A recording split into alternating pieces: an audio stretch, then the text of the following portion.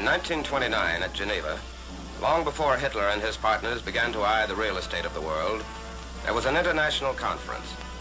Here, nations solemnly promised to uphold the rules covering the treatment of prisoners of war. The articles that were pledged are no secret. They are clearly stated in Field Manual 27-10 and in Training Film 19-1360, Handling Prisoners of War. Although the Japanese have never officially accepted the Geneva rules, they have stated their intention to abide by them. We treat the Japanese the same as we do any other prisoners. Regardless of whether a single soldier gives up or a general surrenders for thousands of men, they both know they will be treated in accordance with the Geneva rules.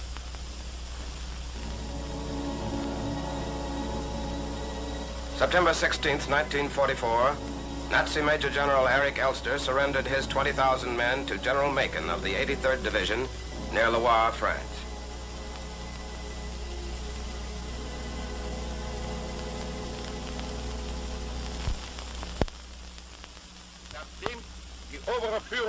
Sir, inasmuch as the High Command, forced by circumstances of war, has seen fit to withdraw from my command certain combat elements that were capable of continuing to fight,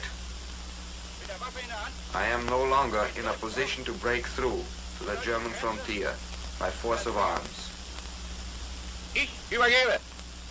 And I therefore surrender the infantry units and transport vehicles remaining under my command to the United States Third Army, according to the conditions agreed upon.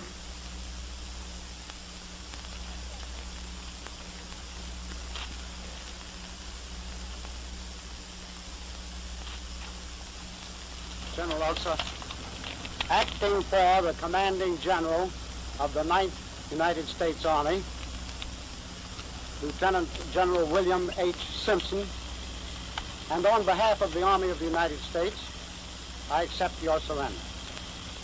You, your officers, and men will be given treatment in accordance with the principles of the Geneva Convention.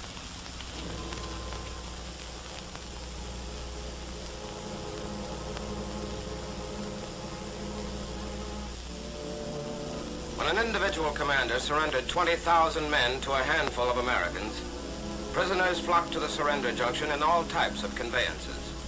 Horse-drawn hay wagons taken from pillaged French farms, command cars, engineers' trailers, supply vans, fuel trucks, lumber carriers, and even bicycles.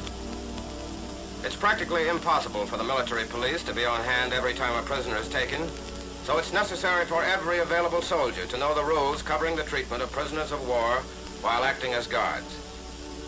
Policing machinery must be established immediately, not only to guard prisoners constantly, but to see to it that their weapons, livestock, vehicles, and other supplies will never be used by them again. Acres and acres of the materiel for making war are confiscated and sent to rear areas as rapidly as possible to prevent the Nazis and their equipment from becoming roadblocks against the speed of our advancing armies.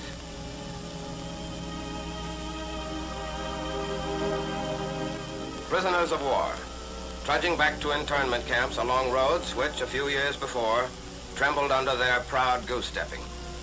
We've taken over 600,000 prisoners in France since D-Day, and more than 1 million since America's entry into the war. All of these men had to be clothed and fed. There are definite rules, and they're the same for both sides.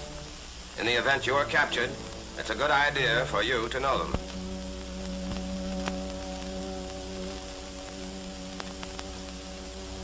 As soon as possible after an enemy soldier has been taken, he is thoroughly searched and all documents and weapons are taken away from him.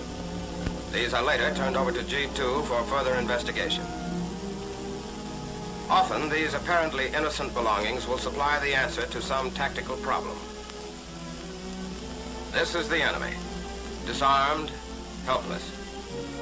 He thinks about many things after he's captured, but the big three probably are hate, fear, escape. He may not realize it yet, but he has nothing to fear. However, escape never leaves his thoughts, and our men know it. G2 always allows the prisoner to abide by the rules. But a word dropped off guard, a hesitant phrase, and this prisoner has unwittingly betrayed his country. A prisoner of war and a G2 sergeant chat over a tactical map of the area. "We tried to surround your battalion here," says the non-com. "Nine, that wasn't our position. We were over here." Each prisoner, before he knows it, has added a fact, no matter how small. When all the pieces are put together, the jigsaw is nearer completion, and we know where and how to strike next. After prisoners are questioned and searched in the immediate vicinity of their capture, they are moved back to a rear echelon. They carry their own wounded. In serious cases, when it is possible, our men will move a badly hurt German to the rear, where hospital facilities will be provided. Prisoners of war are not marched over 12 miles a day, and rest periods are granted on the march. If the march is long, prisoners are fed hot food if available.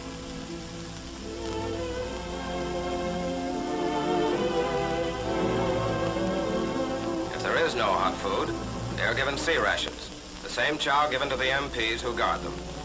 That's in the book, and we live by it. Look resigned, don't they? But the big thought with them is still escape. And our MPs have to make certain at all times that their prisoners remain under vigilant guard. When the move to the rear has been completed and the prisoners have been identified and tagged, processing continues. This time it's even more thorough. The rules agreed upon at Geneva covering the treatment of prisoners of war are read from Field Manual 27-10 in a language they can understand. Kriegsgefangene sind verpflichtet, nur ihren Namen, Rang und Upon capture, every prisoner is bound to give only his name and rank or serial number. Vorausgesetzt, dass sich den Prisoners may attend church services on the condition that they comply with military regulations covering their conduct. Esswaren, Büchern und Kleidern zu versorgen. Prisoners shall be allowed to receive packages intended to supply them with food, reading material, and clothing. Hygienische Maßnahmen Prisoners are entitled to the same quality rations, clothing, and living quarters as are afforded our own troops, and sanitary measures will be practiced by and for them. Again, prisoners are searched and sent to the interrogation tables. A great deal of what we know about the enemy is uncovered here by our intelligence teams. Sentimental keepsakes, family letters, cherished photographs, innocent friendly things to a soldier, vital information to the eyes of our intelligence. For example, G2 discovered this letter written by a lonely Frau. I have not been able to work at the plant for 2 weeks now, and being home with so much time to think about you and the war is bad for me. I would rather be kept busy. Harmless enough, but add the dated postmark and G2 knows why there's a plant inactive in Dortmund. Confirmation that our Air Force flattened it. When these nuggets of information have been sifted, the prisoners are sent to a personnel clerk for further questioning. Was tun Sie beim Militär? What's your job in the Army? Scharfschütze. Expert gunner, shooting. Ihr Beruf, bevor Sie Soldat wurden? What kind of work did you do before you became a soldier? Ich war immer Soldat, Gewehr- und Maschinengewehrschütze. I've always been a soldier, firing rifle and machine gun. His days as a gunner are over, but the Geneva rules say that we can put him to work. So we'll find Fritz a new job and pay him for it, just as you will be put to work and paid if you are captured. As soon as facilities can be provided, prisoners are taken to the docks, loaded on ships, and sent to internment camps. Take a good look at these prisoners. Store that picture in your mind. It could happen to you. A slight turn in the fortunes of war and those trucks might be the enemy's, ready to carry you to a camp somewhere inside Germany. If they were, you'd be going through approximately the same routine. And if you know what to expect, you'll know how to handle yourself. After 5 long years, the Supermen are finally on their way across the channel. But they're making the trip as prisoners, not conquerors.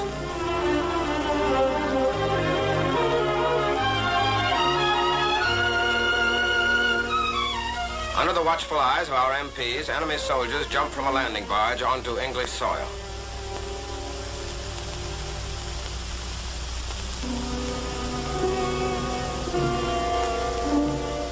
They're counted and recounted. Every move requires another check.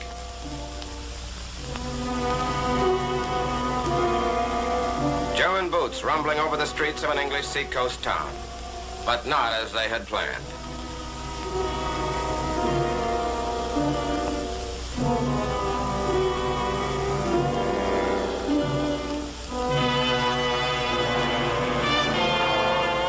At a railroad station, the prisoners are ushered aboard a train which is waiting to take them to the prison camp.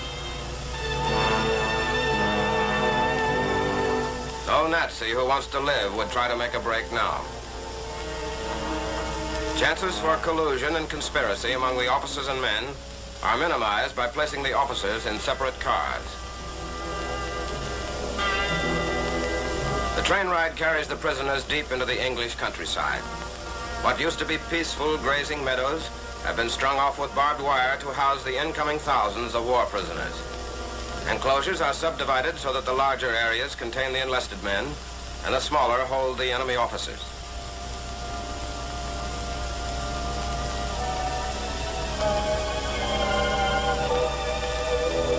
All of them are guarded every minute of the day and night.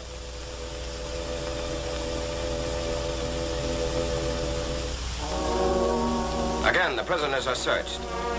Concealing things is a war prisoner's neatest trick, and even after he has been searched 3 or 4 times previously, something will usually turn up. They're clever, but we try to be one step ahead of them all the time.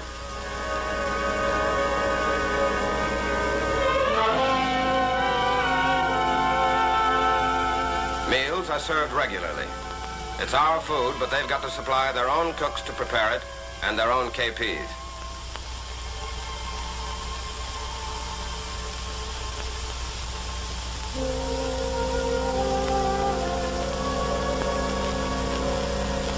After their stay here, this batch of prisoners is due for shipment to the United States. Special letter forms are posted on the bulletin board.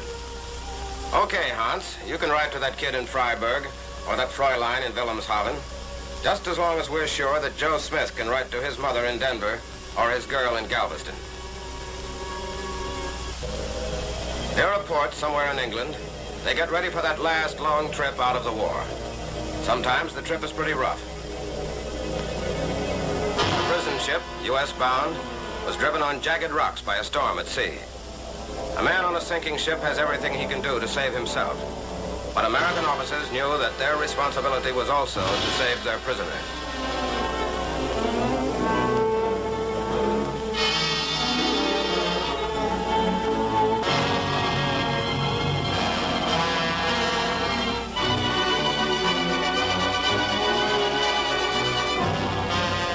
The ship finally broke in two. After nearly all of the prisoners had been evacuated, 4 American officers went with it to the bottom. Were Nazi lives worth the sacrifice? Not by a long shot. But Germany holds American prisoners in hostage. Germany may hold you. That's why those officers had to give their lives, because it will be your right likewise to be guarded and kept safe under all conditions.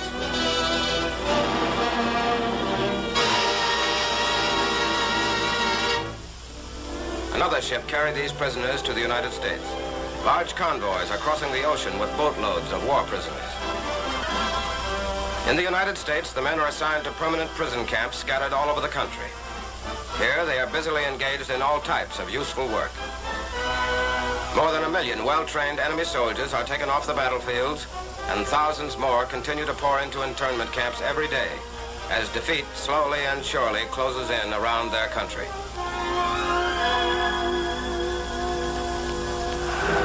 Hands that once were raised in blind fanaticism to a false idol are now the symbols of defeat.